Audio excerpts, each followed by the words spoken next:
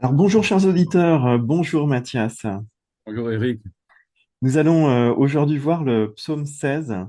Ce psaume est cité par les apôtres pour confirmer la résurrection de Jésus. Oui, Jésus a été enterré et ce psaume prophétise au verset 10. Le Seigneur ne laissera pas son saint voir la corruption. Jésus est appelé parfois par les apôtres le Saint, Akadosh, le titre que les Juifs donnent très souvent à Dieu dans leurs prières. Les apôtres le donnent à Jésus, le Saint. Pourquoi Jésus est-il ressuscité? Simplement pour aller auprès de Dieu le Père, de Dieu son Père? Non, il continue sur terre une œuvre tout en étant effectivement à la droite de Dieu le Père. Cette œuvre, elle est prophétisée au verset 5 du psaume 16. Tu me restitues mon héritage. Tu me restitues mon héritage. Jésus restaure, maintenant qu'il est ressuscité, il restaure l'être humain dans son héritage, c'est-à-dire dans ce qui lui appartenait, ce qui appartenait à l'être humain et qu'il a perdu. D'accord. Et quel est cet héritage?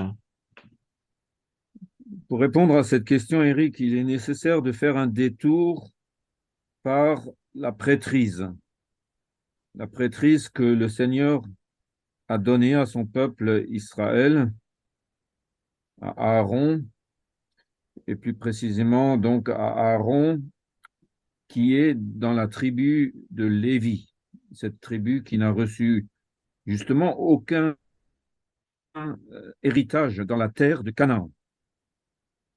Hmm. Oui, cette tribu de Lévi de laquelle font partie tous les prêtres, les Kohanim en Israël. Oui, c'est les mots hébreux, Kohanim, sont de la tribu de Lévi. Et là, on se trouve devant une affirmation époustouflante, une affirmation qu'aucun être humain n'aurait pu imaginer de lui-même, l'héritage. Donc on revient à ce thème de l'héritage des prêtres, puisque c'est pas une terre, c'est quoi, c'est qui? C'est le Seigneur Dieu lui-même, c'est Dieu qui le dit. L'héritage des prêtres, c'est moi. Et c'est affirmé maintes fois dans la Torah. Les prêtres héritent le Seigneur, ils héritent Dieu lui-même. C'est étonnant, hein. Le Seigneur Dieu peut-il se donner en héritage? Comme d'habitude, Eric, quand on étudie la Bible, on est parfois bouche bée devant certaines affirmations. Et celle-ci en est une. Le Seigneur Dieu est l'héritage des Kohanim, des prêtres, en Israël. Il ne possède rien sur terre, il ne possède pas de territoire, parce que c'est le Seigneur qui est leur territoire, leur domaine. Hmm. Mathias, tu parles des prêtres juifs, mais qu'en est-il de nous qui ne sommes pas de ce peuple?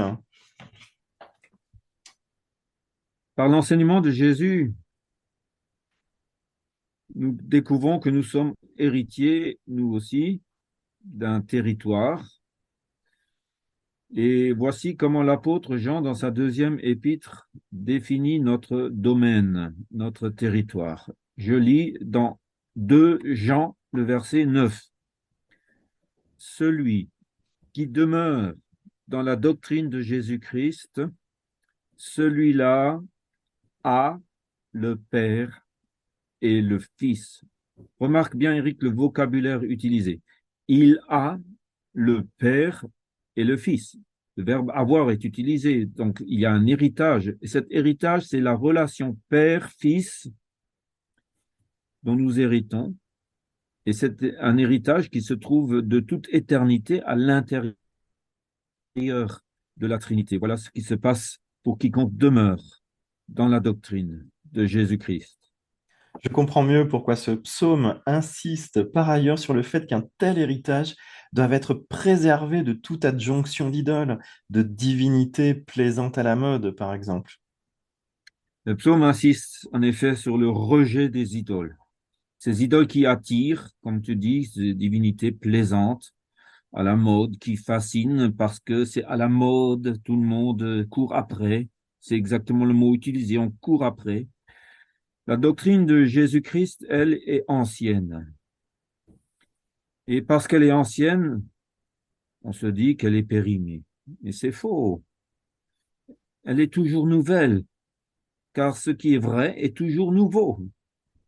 Et qu'est-ce qui peut être plus nouveau qu'un engendrement perpétuel, une naissance?